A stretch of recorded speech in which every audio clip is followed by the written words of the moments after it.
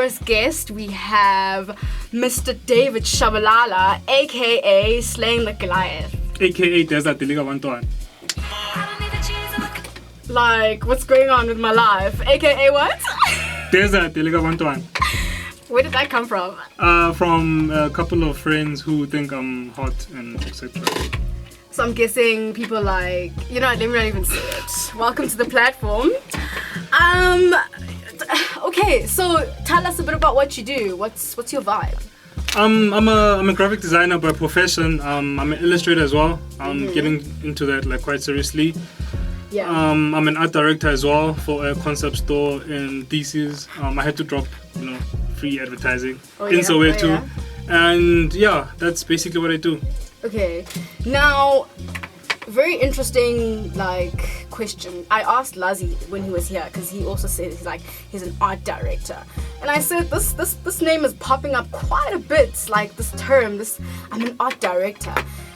Please tell me, because I didn't actually get it last week when he said, and I was like, okay, Lazi, we'll talk about this. But what is an art director? I think a lot of people throw the term around to sound very fancy and obviously upgrade themselves. I mean, when you do a CV, you accentuate the like the normal stuff. You make it bigger than it is. But I mean, essentially what it is, an art director is someone slightly above a graphic designer. So they direct the visual aspects of any project they control. Now with me, I have a 9 to 5 besides the thesis gig and besides my personal project. I get so busy that with some projects I actually outsource work to people, to up and coming designers who always wanted to work with me, or just guys I really like whose work I like. So I give them a project that I have to do for thesis, and they design, they do everything, and then I control the design process. So I make changes and I improve it where it needs to be improved. So basically that's what an art director is. He's a director of the art. Okay. Now you went to school for graphic design, right? Where did you study? Do you feel like it's important to study? I'm a Free State boy. Like I'm from the well, not Bundus, but yeah, I'm from Harrismith, a small town just outside the Free State. Yeah. I studied in Bloem, CUT, so Central University of Technology. I studied design.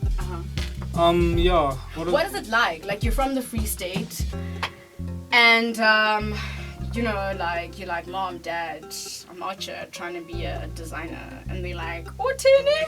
Funny enough, I actually wanted to do fashion. Like, I don't know, I've told a couple of my friends I wanted to do fashion, and that was my first love. I've always loved clothes.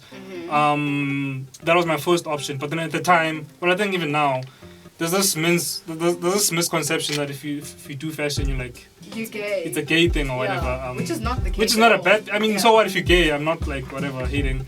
But I mean, but you know what I mean. Like, so But at the time, especially in Bloem, like it's even a smaller, more conservative crowd. So I was like, no ways, bro, I'm not doing that. Let me do my second option, which is subject yourself to torture. Yes, with David.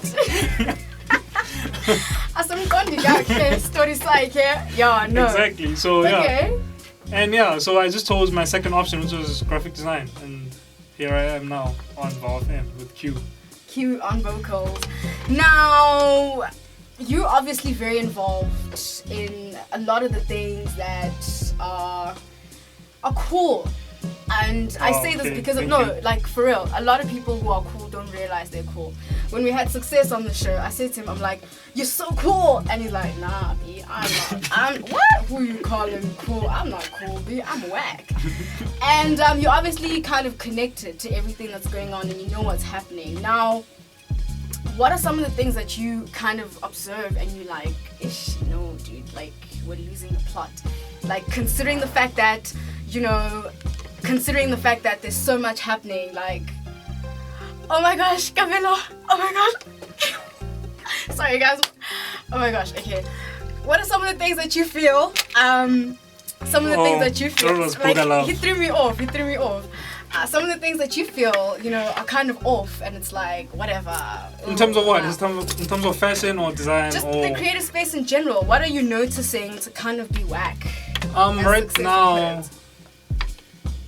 Right now, I don't know, I think the whole mentorship mentee thing, I don't know, people tend to drive on, like, whatever's happening mainstream, and they try they give themselves platforms that, you know, they call themselves mentors of people and whatever, where they haven't really worked hard to get to the place. I don't know. Yeah, I'm hearing you throw shade because that's the truth, though.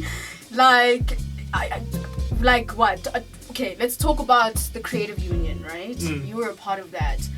Did you sit in that panel and say, this reflects like everything that a mentorship and a mentee, like, do you know what I mean? Like, were you feeling like this is the future? Because I'm hearing jabs from where you're coming from. I'm thinking you didn't like your mentor. I love my mentors. My mentors brought me to this city and they made me what I am. I'll always have respect. What I'm saying is, for instance, on Facebook, like the people, even Twitter, I get inboxes, they're like, yo man, be my mentor, I really love your work. Now, and you're like, I don't know anything. People have worked like 10 years, like the thesis guys, like people work for years to get to that place where they can, you know, give out knowledge to people on the come up like myself. So I feel like someone wanted me to like mentor them is sort of like a shortcut to like go through the hardship like I did, you know, and other people as well, like my mentors. So don't just inbox someone and just be my mentor. I'd rather like direct you to people whom I look up to, like, and yeah. I don't think people want mentors. I think they're kind of like, I'm just saying they're looking for ways in, like, the word mentor is a sort of sucking up to me, saying, that's exactly what it is. Why not just say, please, I need your help? I don't know, like, yeah, let me pitch something to you. Yeah, they kind of put you on a pedestal and make you feel all big and whatever. Okay. So, I mean, would you consider yourself like, you know, I'm out here. Do you generally feel like you're where you need to be? Because you're quite young. And that's the thing, when Success was on the show and we had Lazi and everyone, and I was like, but you guys are so young, like, you know what I mean? And you're practically just out here, like, you're everywhere, like, you know what I mean? Are you where you want to be? Definitely no.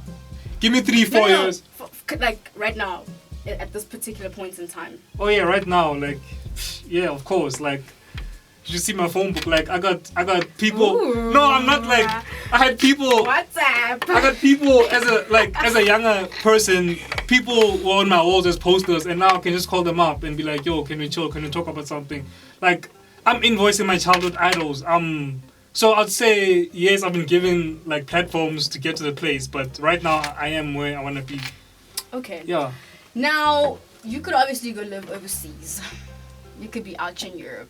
They'll celebrate. You won't be poor because, you know, they generally kind of understand what's going on.